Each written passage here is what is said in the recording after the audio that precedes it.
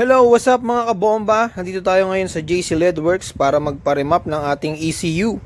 So ito si Kuya, tamang baklas. Babaklasin niya yan kasi i-connect niya yung diagnostic tool.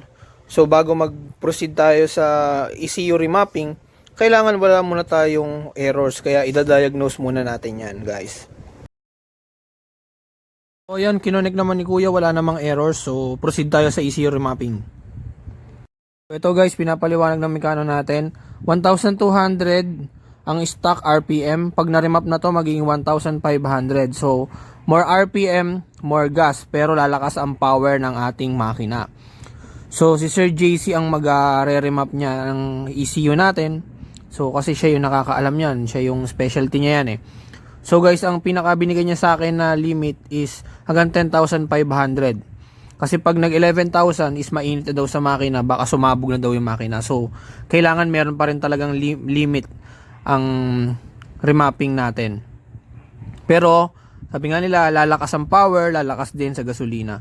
So, gusto natin yung ganitong bagay, is racing tayo eh. So, salamat Sir JC Ledworks. So, ayun nga guys, ang lakas ng power niya.